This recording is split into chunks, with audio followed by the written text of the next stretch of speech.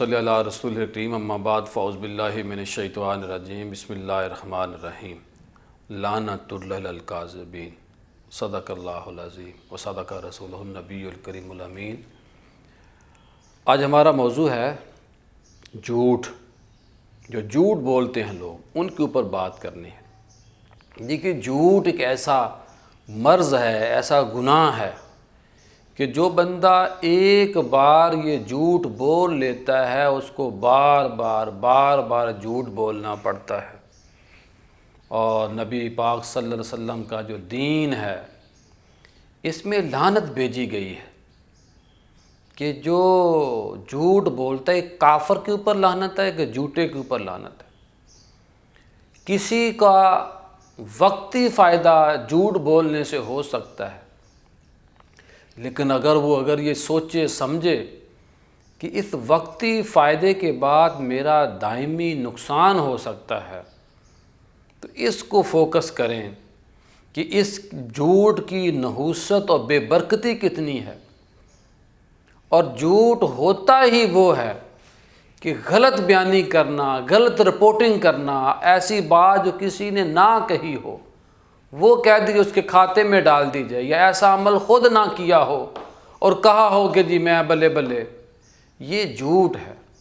اور رسول اللہ صلی اللہ علیہ وسلم نے صحابہ کو بار بار تلقین کی برائیوں سے بچنے کے لیے، سچائی، صاف گوئی اور دین میں جو جھوٹی گواہی ہے اس کی بھی بڑی مذمت کی گئی ہے، اور دین کے اندر اس بات کا بھی زور دیا گیا ہے کہ جب تمہیں کسی بات کا خبر ہو تو پھر گواہی دینی ہے پوری طاقت کے ساتھ، کیونکہ جب آپ جھوٹ بولیں گے تو قاتل کو پھانسی نہیں دی جا سکتی۔ جب آپ کو پتہ ہو کہ اس نے قتل نہیں کیا اور اس کو پھانسی ہو جائے، اس کو سزا ہو جائے تو گناہ آپ کو بھی ہوگا۔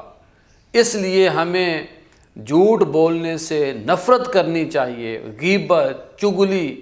اور رسول اللہ صلی اللہ علیہ وسلم نے فرمایا کہ کوئی بندہ ہے کہ جو اپنے مرے ہوئے بھائی کا گوشت کھا سکے؟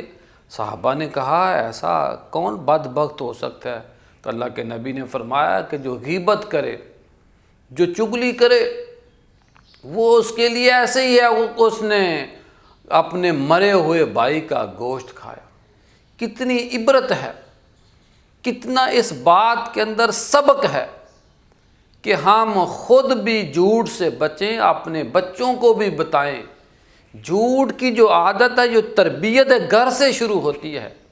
وہ مشہور ہے کہ اگر بچے کو کہہ دیا جائے کہ جو باہر گھر کے آیا ہو کہ پاپا کو بلاؤ، اور وہ پاپا خود کہے کہ جی ان کو کہہ دو پاپا گھر میں نہیں ہیں، تو یہ گناہ ہے۔ اور اس گناہ کی عادت آپ اپنی اولاد میں کنورٹ کر رہے ہیں۔ آپ اپنی اولاد کو خود اس نقصان کی طرف دھکیل رہے ہیں کہ جس طرف نہیں دھکیلنا چاہیے۔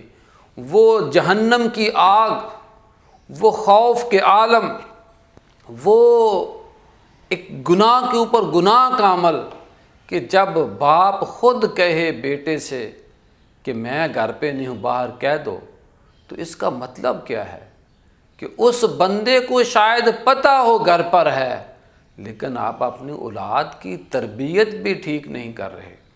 کوئی کام نہیں کر سکتے تو صاف معذرت کر لو، لیکن جھوٹ بول دینا کہ جی میں بزی ہوں، میں فلاں جگہ ہوں، یہ بھی گناہ ہے۔